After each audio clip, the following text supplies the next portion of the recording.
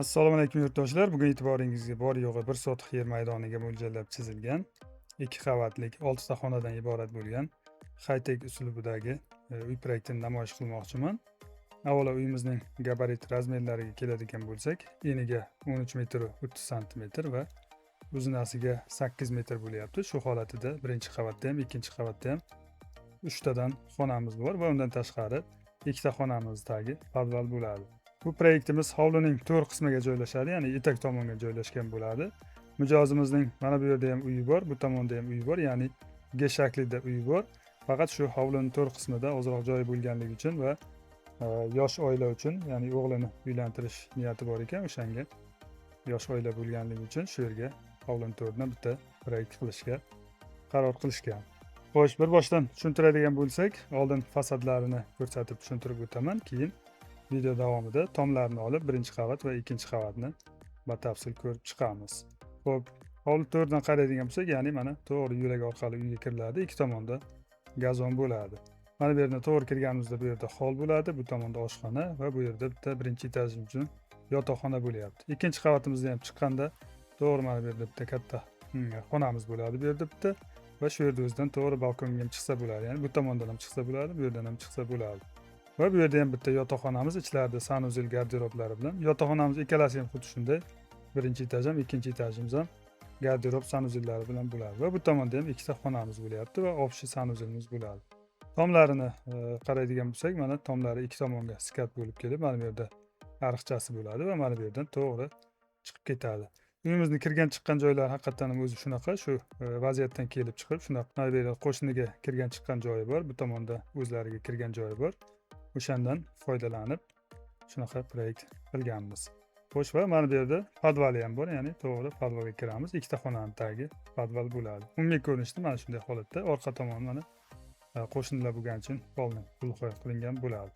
Xo'sh, endi tomlarni olib birinchi qavat va ikkinchi qavatni ko'rib chiqamiz.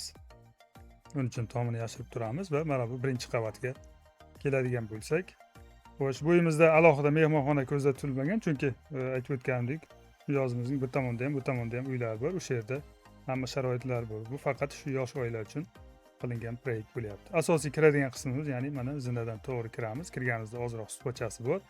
To'g'ri mana bu yerdan общий holga kiramiz, ya'ni oilaviy o'tiradigan, televizor ko'radigan xonamiz bo'lyapti. Holga to'g'ri kirganimiz mana ikki tomonga eshigimiz bor. Undan oldin mana bu yerga mana uglovoy divan joylashtirsa bo'ladi. Mana bu yerda stoli bo'ladi va to'g'ri mana bu yerda o'tirib televizor ko'rsa bo'ladigan joyimiz bo'lyapti. Va shu yerda o'zidan mana zinadan, aylana zinamizdan to'g'ri ikkinchi qavatga chiqib ketamiz.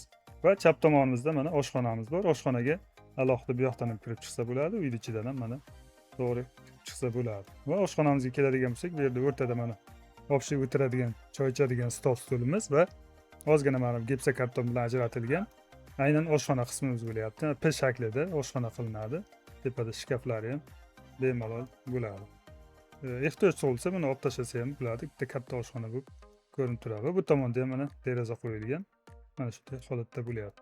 Va bu yog'i yotoqxona qismimiz. Yotoqxonamizga ham uyning ichidan kirsa bo'ladi mana. Va bu yerda zinadan ham to'g'ri chiqsa bo'ladi. Ya'ni kirganimizda mana bu yerda divan bo'ladi. Aytib o'tganimdek, ichida mana sanuzel va garderobi bilan birga bo'lyapti. Yonidan to'g'ri o'tib ketadigan bo'lsak, mana G shaklida garderob shkaflarimiz joylashadi. Shu yerda o'zidan to'g'ri mana orqa tomonida sanuzel qilingan. Sanuzeldan ham foydalansa bo'ladi. Va mana bu yerda mijozimiz uchun o'zining rabochiy zonasi bor, ya'ni davlat ishida ishlaganligi uchun o'zini stol stul qo'yib отчет qiladigan joylar, ya'ni ofis qismchasi spalnining ichida bo'ladi. Bunday holatda bo'lyapti. Birinchi qavatimiz umumiy ko'rinishda mana shunday holatda. Mana razmerlarini aytib o'tdim. 1 sotuq, ya'ni 100 kvadrat maydonga tushgan 2 qavatlik 6 ta xonadan iborat bo'lgan proyektimiz bo'lyapti. Endi ikkinchi qavatini ko'rib chiqamiz. Ya'ni yana tomini yashirib turamiz. Ikkinchi qavat. To'g'ri mana yuqoridan ko'rinishi, zinadan mana aylanib kelib zinadan chiqamiz.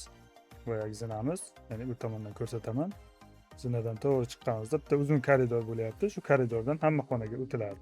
Ya'ni zinadan chiqqanda birinchi xonamiz mana bu bitta detskiy xonamiz bo'lyapti. Ya'ni bu yerdan ham to'g'ri balkonga chiqadi. Har bitta xonadan alohida balkonga chiqadigan joyimiz bor. Mana bu yerdan bitta balkonga chiqamiz. Bu detskiy xonamiz bo'lyapti. Va buning yonida yana bitta detskiy xonamiz. Ya'ni bu tomondan qaraganda oshxonaning ustidagi xonamiz.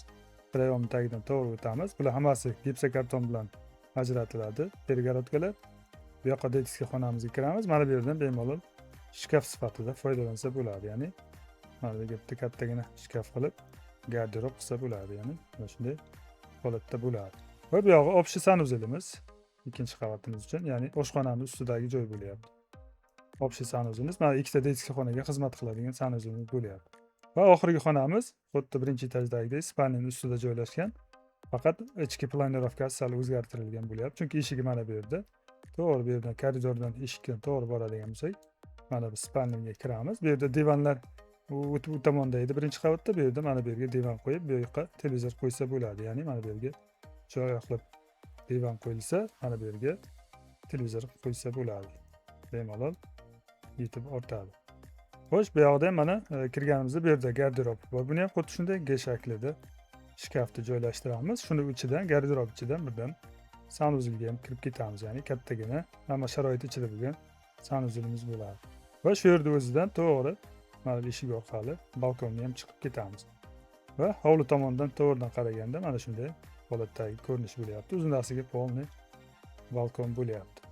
Xo'sh, mana yurtdoshlar, qo'ldan kelgancha ko'rsatib tushuntirib o'tdim. Biror talab, takliflar, buyurtmalar bo'lsa bemalol tortinmasdan murojaat qilaverasizlar. Telegram nomer va telefon nomerimni mana bu yerga videoni past qismiga qoldirib ketaman.